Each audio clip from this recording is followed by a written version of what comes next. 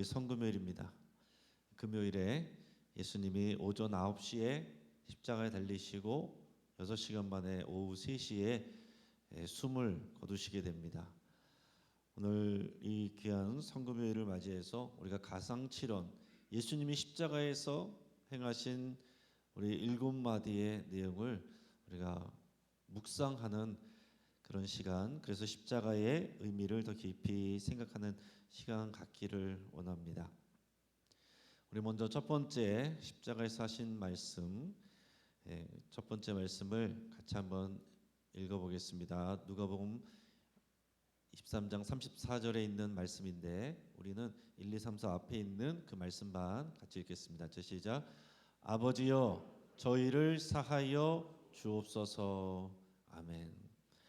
여러분, 예수님이 십자가에서 죽으신 것은 결국 무엇을 위해서 십자가에서 죽으셨겠어요? 용서를 위한 것입니다. 우리 여러 가지 말로 할 수 있는데 용서를 위해서 예수님께서 십자가에서 죽으신 것입니다. 그러니까 이 십자가는 우리를 용서하시고자 하는 하나님의 열심을 보여주는 거예요. 우리를 용서하지 않고서는 우리가 하나님 앞에 나갈 수가 없고, 하나님께서 우리를 용서하지 않고서는 우리가 하나님과 화목할 수가 없고, 하나님께서 우리를 용서하지 아니하시고는 하나님이 약속하신 그 은혜를 우리가 받을 수가 없는데, 우리는 죄인이어서 우리가 우리 죄를 스스로 속할 수가 없습니다. 예수님께서 오셔서 십자가에서 달려 죽으신 것은 우리를 향한 하나님의 용서가 이루어지게 하시기 위한 것이었어요. 그래서 용서가 우리에게는 너무나도 중요한 단어입니다. 하나님의 용서가 없으면 뭐가 있어요? 하나님의 진노의 심판이 있는 것입니다. 여러분, 예수님 믿으세요? 예수님 믿으면 좋은 일이 생깁니다. 그러고 끝나면 가짜 복음이에요. 여러분, 우리가 예수님으로부터 믿고 용서받지 못하면 하나님의 진노의 심판이 만다는 거, 영원한 형벌과 저주와 영원한 죽음. 여러분, 이거 빠진 그냥 예수를 믿는 우리의 믿음은 우리의 삶을 유익하게 하는 거 가짜 복음입니다. 여러분, 십자가를 다른 말로 하면 용서라고 할 수 있다라는 얘기예요.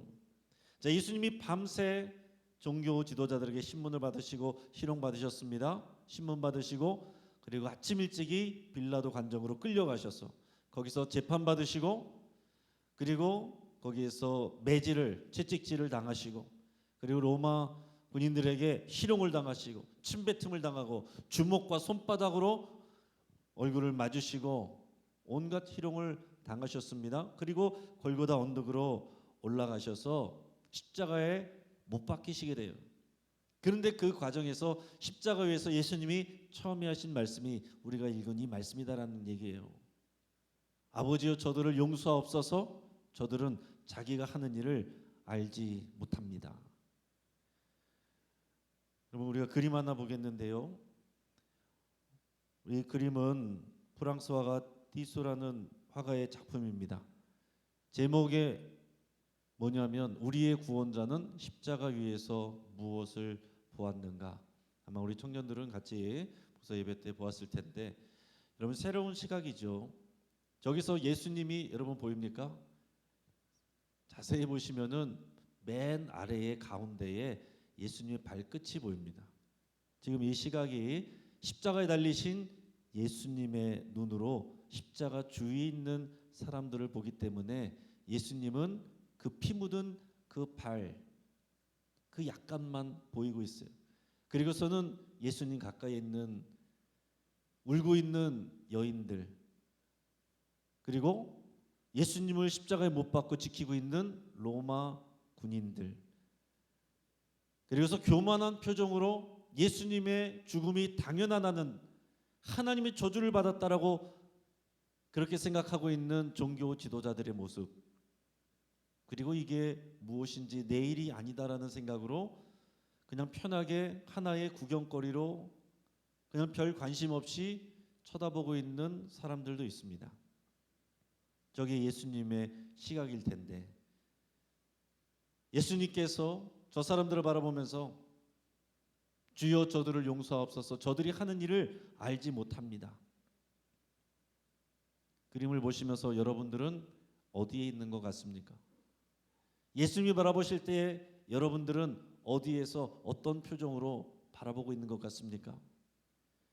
예수님이 십자가 이 죽음을 바라볼 때 어떤 사람들은 당연하게 여기고, 어떤 사람들은 무관심하게 여기고, 어떤 사람은 아무 일도 아니라고 생각하고, 어떤 사람들은 오히려 이것을 비난하는 사람도 있습니다. 그러나 예수님은 우리 모두를 다 포함해서 우리에게 용서를 구하는 기도를 드리시는데, 여러분 이것이 우리의 사건, 여러분 각자의 사건이 되기를 바랍니다. 여러분 저 사람들 속에서 여러분들 자신을 찾아보시고, 여러분들을 향한 여러분들의 이름을 부르며 저의 죄를 용서하옵소서, 저는 자기가 하는 일을 알지 못합니다 하는 주님의 음성을 묵상할 수 있길 바랍니다. 우리 잠시 다시 한번 생각하면서 아버지 저들을 사하여 주옵소서, 자기들이 하는 것을 알지 못합니다. 이 말씀을 묵상하시길 바랍니다.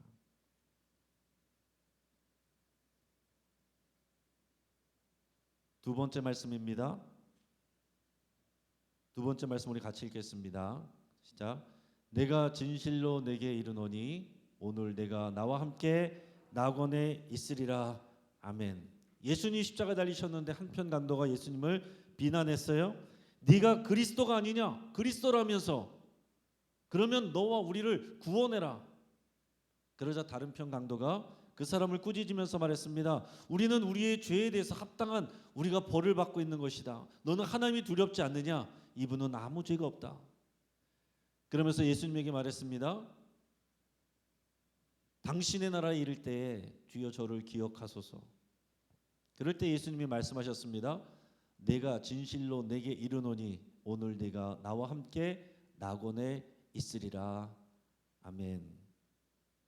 안 믿는 사람이 볼 때는 우스운 일이에요.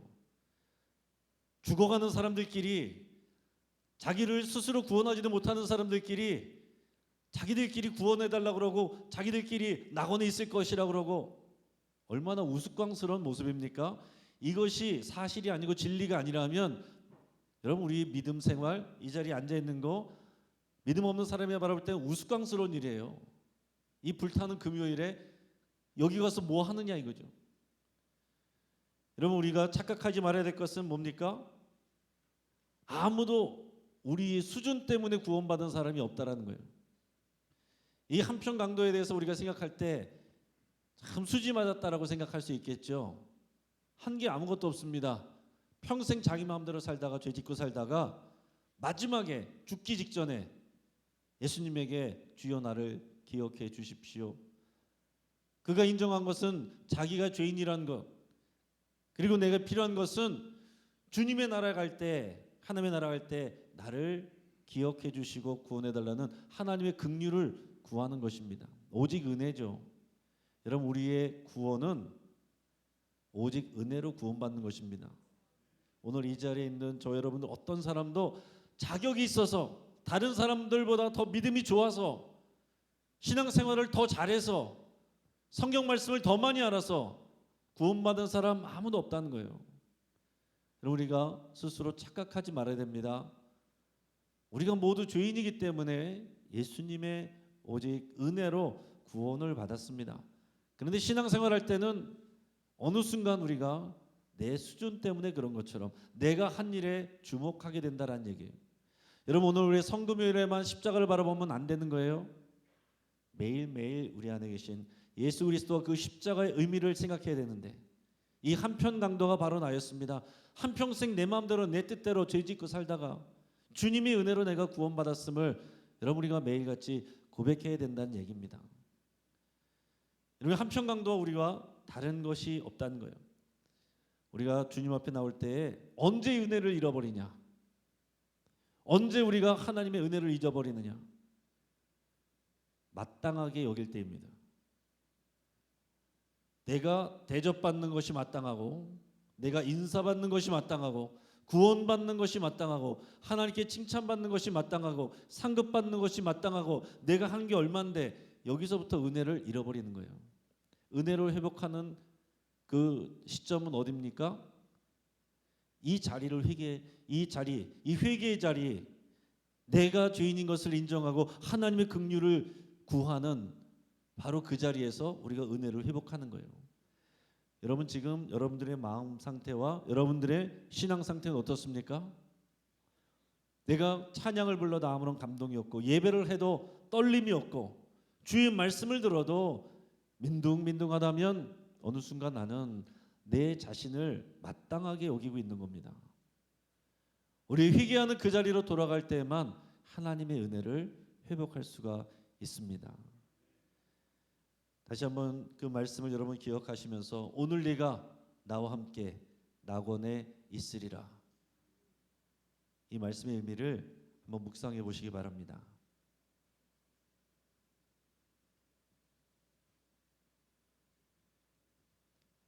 여러분 세 번째 말씀입니다. 같이 읽어보겠습니다. 여자여 보소서 아들이니이다. 그리고는 옆에 있는 요한을 보면서 보라 네 어머니라 이렇게까지 말씀을 하셨어요. 여러분 마리아는 예수님의 육신의 어머니입니다. 그런데 여러분 예수님은 이 땅에 태어나면서 생기신 분이 아니에요. 원래 하늘에 계시던 하늘 위에서 존재하시던 분이 이 땅 가운데 오신 것입니다. 그러나 이 땅에서는 마리아의 아들로 태어나셨어요. 그런데 여러분 하나님 나라가 이를 때에 마리아가 계속 예수님의 어머니 노릇하면서 살겠습니까? 그게 아닌 거예요. 여러분 이 땅에서 있던 모든 결혼 제도나 여기에서 모든 관계는 일시적인 것입니다. 하나님 나라 가서는 천국 가서는 모든 것이 새로운 관계 가운데 들어가는 거예요. 그러니까 여러분 우리의 가족 관계는 여기에서 일시적인 관계입니다. 여러분 우리의 자녀는 여러분들의 소유가 아니라 하나님이 잠시 맡겨주신 하나님의 소유예요. 하나님의 영혼입니다. 내 새끼 여기에서 여러분 조심하셔야 되는 거예요. 내 새끼 내 귀한 자식 여기에 붙들리면 하나님도 밀어버려요. 내 새끼 위협하면 하나님도 없애버려요. 내게 주신 하나님의 소유입니다. 그 관점에서 바라봐야 되는 거예요. 반대로 또한 예수님은 그럼에도 불구하고 이 땅에서 잠시 그 가족관계를 유지하는 그 어머니를 육신의 어머니에게 죽어가면서까지 최선을 다하셨다라는 얘기입니다. 왜요? 이게 하나님의 말씀이고 명령이죠. 내 부모를 공경하라. 내 육신의 부모를 공경하는 것, 여러분 이것은 하나님이 우리에게 주신 명령입니다. 내 부모를 공경하라 그랬어요. 우리가 죽어가는 순간까지도 공경하라. 그래서 여러분 우리 그리스도인들은 어떻게 해야 됩니까? 우리 자녀들을 바라볼 때는 잘 들으세요. 하나님의 자녀입니다. 하나님의 소유입니다. 내가 맡아서 돌보는 그 사명을 나에게 맡겨주셨습니다. 어떻게 해서든지 이 하나님의 소유가 하나님의 자녀되고 하나님의 백성 되도록 내가 인도자가 되고 통로가 되겠습니다. 여러분 그 관계 회복하지 못하고 세상으로 잘 돼서 나가면 여러분 그 책임을 어떻게 감당하실 겁니까? 근데 참 쉽지가 않아요. 목사 자녀도 쉽지가 않습니다. 목사 자녀라고 다 신앙으로 잘 자라는 것도 아니고 참 믿음은 어떻게 보면은 신비한 일인 것 같습니다. 어떤 가정도 보면 부모님은 믿음이 별로 없는데 자녀가 그렇게 믿음이 좋은 데가 있어요. 부모님은 자녀를 잘 돌보지도 못하고 가난하고 어렵고 그런데 그 자녀가 너무나도 착하고 바르게 또 신앙도 좋게 그렇게 교회 안에서 귀한 일꾼으로 자라가는 그런 경우들이 있어요. 근데 어떤 경우는 반대로 부모님이 믿음이 참 좋아요. 공부도 잘해요. 근데 애들이 하나님을 몰라요. 예수님에 대해서 몰라요. 어릴 때부터 교회 나왔는데 내 믿음이 아니에요. 교회 나와주는 거예요. 이게 참 믿음이 어떻게 보면 그래서 사람의 힘으로 되는 게 아니구나 이렇게 생각을 하게 된다는 얘기입니다. 그러면서 여러분 내 자녀에 대해서는 하나님의 소유라고 여러분 고백하셔야 되고 내 부모에 대해서는 내가 죽을 때까지 챙기고 섬겨야 될 대상으로서 여러분 그렇게 고백하셔야 된다는 얘기입니다. 눈에 보이는 부모님을 섬기지 못하는 사람이 눈에 보이지 않는 하나님을 섬긴다? 그거 거짓말이라고 그랬어요. 하나님 믿지 않으십니다. 눈에 보이는 우리 부모님과 어른을 사랑하고 공경하고 존경하는 것이 눈에 보이지 않는 하나님 아버지를 사랑하는 첫 번째 단추다라는 얘기입니다. 자, 여자여 보소서 아들이니다. 보라 내 어머니라. 이 모든 것이 십자가에서 하신 예수님의 말씀이고 우리가 살아가면서 새겨야 될 귀한 주님의 음성입니다.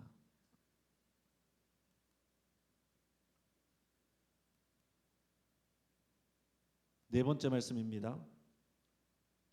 네 번째 말씀 같이 한번 읽어보겠습니다. 엘리 엘리 라마 사박다니. 자, 이것은 아람어예요. 그 당시 예수님이 하신 여러 아람어들이 남아 있는데 그런 아람어입니다. 자, 엘리 엘리는 하나님을 부르는 것이고 라마 사박다니는 어찌하여 나를 버리셨나이까 라는 뜻입니다. 여러분 생각해 보세요. 자, 지금 여러분들의 질문드립니다. 자, 그러면 하나님께서 그의 독생자 예수를 정말로 버리셨습니까? 정말로 버리셨어요? 정말로 버리셨다고 생각하시는 분 손 한번 들어보세요. 하나님은 예수님을 정말로 버리는 건 아니다라고 생각하는 분 손 들어보세요. 감사합니다. 여러분의 의견을 주셔서 다 여러분들의 생각이 다 일리가 있어요. 다 여러분들이 생각할 때 의미가 있습니다. 그러나 여기서 영적으로 분명하게 말하는 것은 하나님은 예수님을 버리셨어요.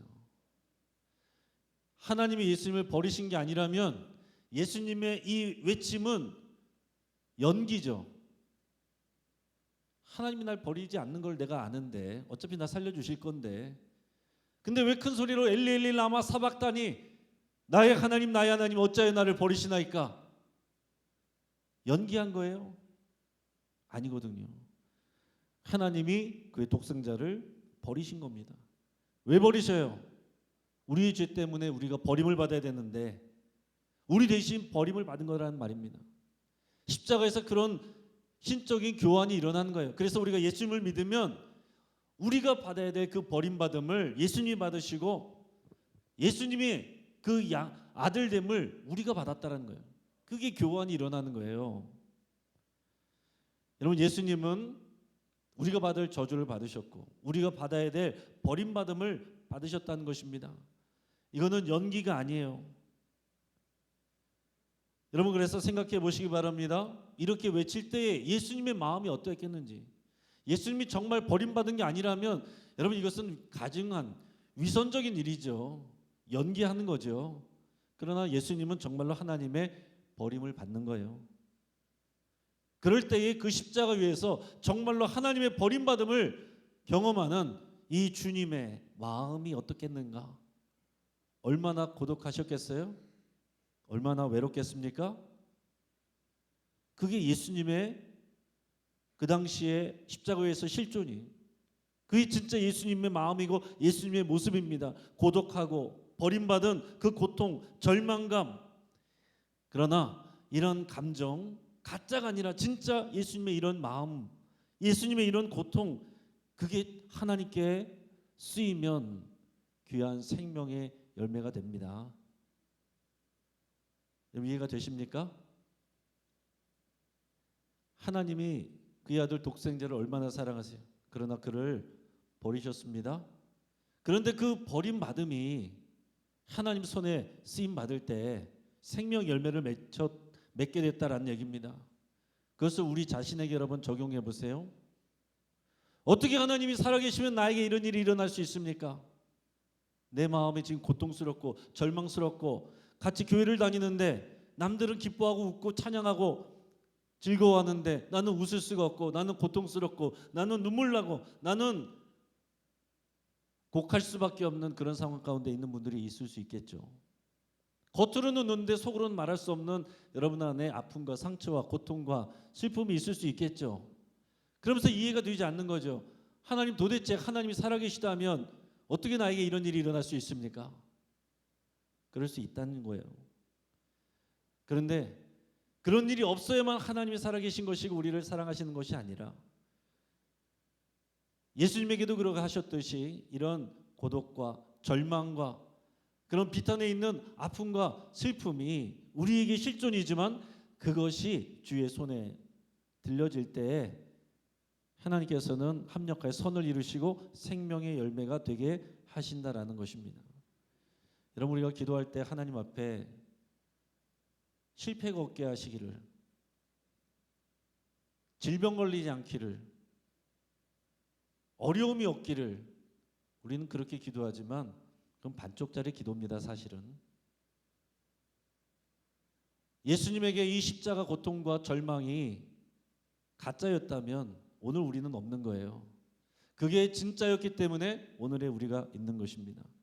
그렇다면 오늘 이 자리에서 예배하고 있는, 말씀 듣고 있는 저와 여러분들에게 있는 그런 고독과 절망과 상처와 아픔과 실패와 그 모든 것, 질병과 죽음까지도 하나님의 손에 붙들리면 다 귀하게 쓰입니다. 하나님은 성도의 죽음을 귀하게 보신다라고 그랬어요. 하나님이 살아계시면 어떻게 이런 사람이, 이런 선한 사람이 사고를 당할 수 있고 죽을 수 있습니까? 그럴 수 있어요. 그럼에도 불구하고 하나님께서 그마저도 귀하게 쓰신다라는 거죠. 엘리 엘리 라마 사박다니 연기가 아니었습니다.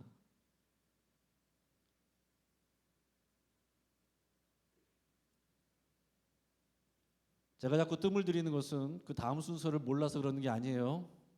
이런 말씀을 묵상하라는 건 마음의 색이란 겁니다. 5번째 말씀입니다. 같이 읽겠습니다. 시작. 내가 목마르다. 내가 목마르다. 예수님 목마르셨어요. 뭐하러 십자가 위에서 이런 별 볼 일 없는 것 같은 말씀을 하셨을까? 여러분 고민해 보시고 생각해 보시기 바랍니다. 예수님 목마르셨어요. 왜 목마르셨을까요? 당연히 물을 안 마시고 오래 있었으니까 목이 마르겠죠. 그런데 더 목이 마른 이유는 뭐냐면 그 십자가 위에서 예수님이 십자가에 못 박히고 옆구리에 창이 박히고 그래서 물과 피를 다 쏟으시고 죽는 겁니다.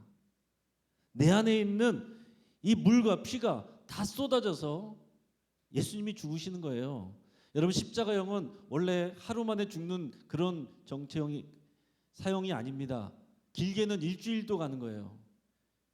그래서 힘든 겁니다. 십자가형은 서 있을 수도 없고 매달려 있을 수도 없고 이렇게도 고통스럽고 저렇게도 고통스럽고 힘들어서 몸이 아래로 쏠리면은 숨이 막히고 숨 쉬려고 발로 올리면은 내 몸에 박힌 못과 여러 가지 상처들이 더 크게 다가오고 이러지도 못하고 저러지도 못하면서 여러분 온몸에 물과 피가 쏟아지면서 말라 죽는 것이 십자가형입니다. 근데 예수님은 밤새 신문받고 채찍질을 받으셨기 때문에 하루 만에 6시간 만에 죽으셨어요. 그래서 이걸 가지고 시비를 거는 사람은 원래 며칠 가는데 그렇게 쉽게 죽지 않는다. 그래서 사실은 예수님이 죽은 게 아니고 잠시 기절했다가 누군가 사람들이 훔쳐갔다. 그래서 도망가서 프랑스에서 결혼해가지고 거기에 왕조를 이루고 살았다. 그것도 소설로 만들고 영화를 만들고 그 사람들이 보면서 와 여기에 숨겨진 복음이 있다. 교회 다니는 분들도 그런 거 들으면서 분별을 하지 못하고서 저것이 진짠가 보다 그런 분들도 있었습니다. 예수님이 목마르신 것은 잘 들으세요. 다시 한번 말씀드립니다. 그 안에 죄인들을 위해서 물과 피를 다 쏟으셨기 때문에 목이 마른 것입니다.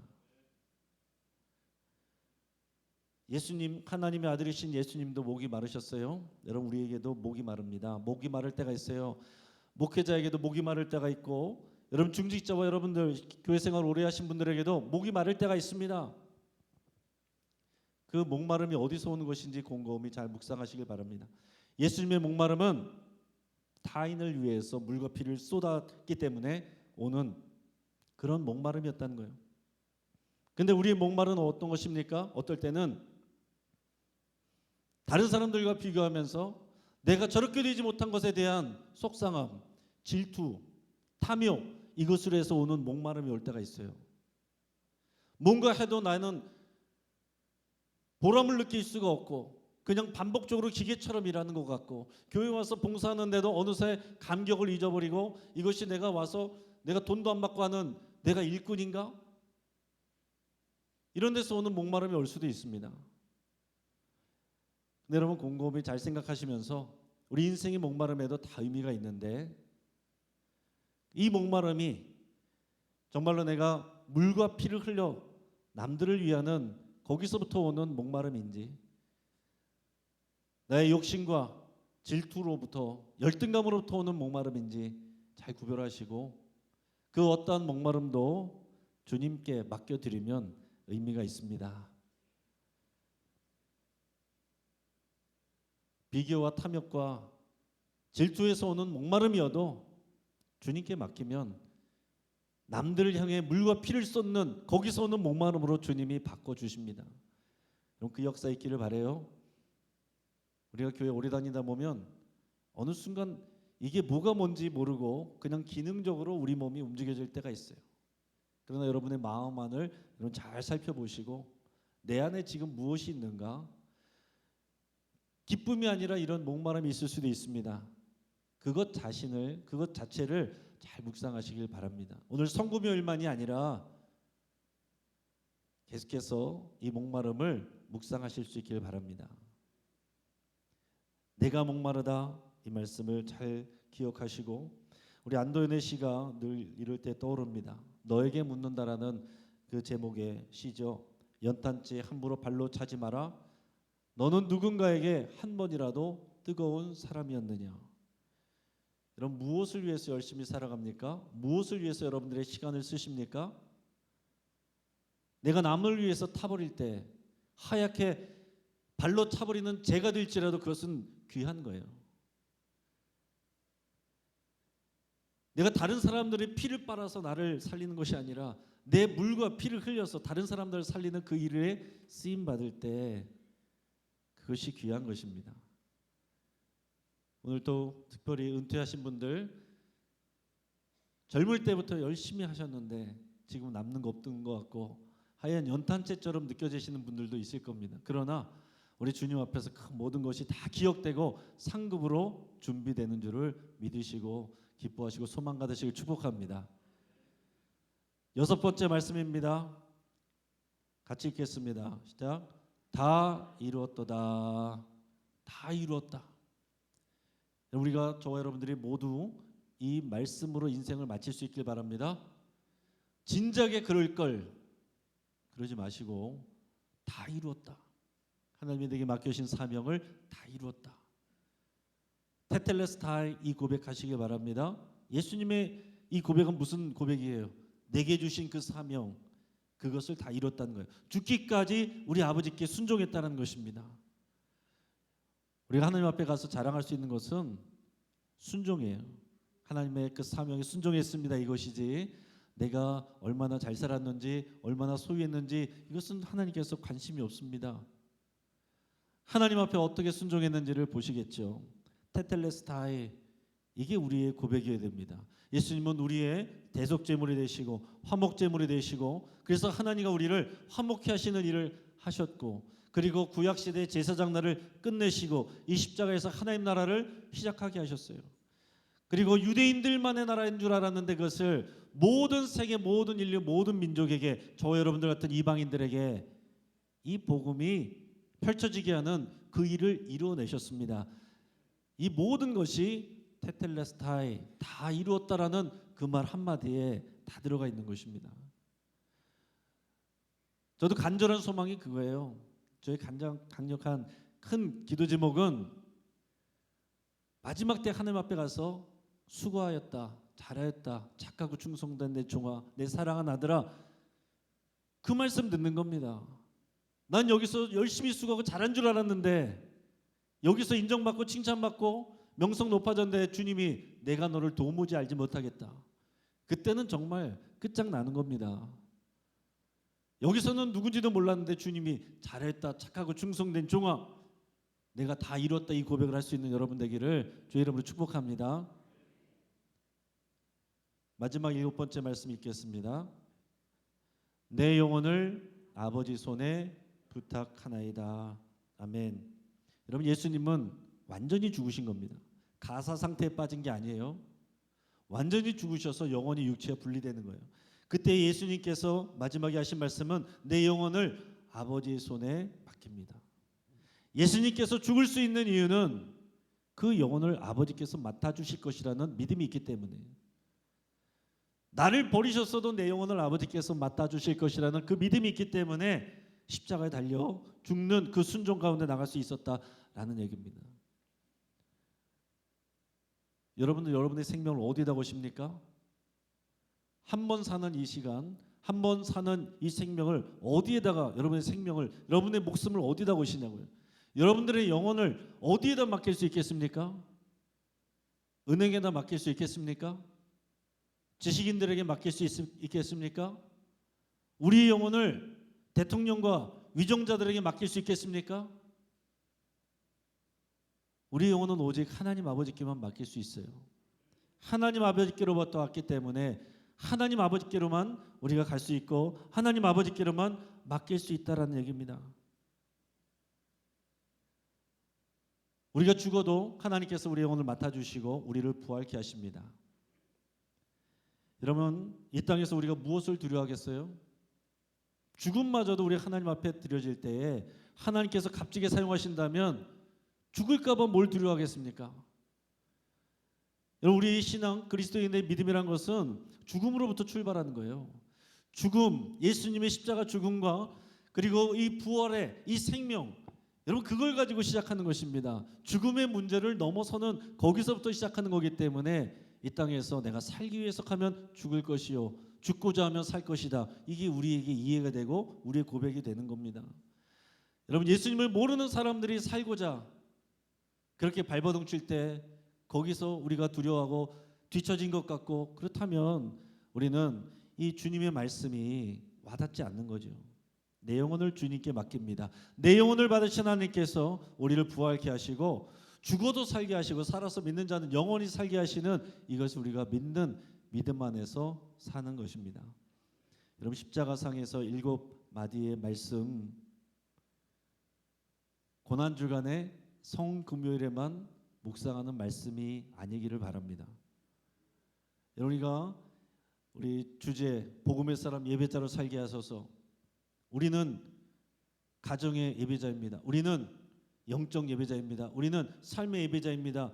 여러분, 예수님의 이 말씀이 우리 것이 되면 그 열매가 여기서 나타나는 거예요. 여러분, 가정에 가서 가정의 예배자 되시고, 교회에서 하나님이 찾으시는 한 예배자, 영적인 예배자 되시고, 여러분의 삶의 자리 교회 밖으로 나가셔서 거기서 하나님이 기뻐 받으시는 삶의 예배자 되시기를 주의 이름으로 축복합니다. 같이 한번 기도하겠습니다.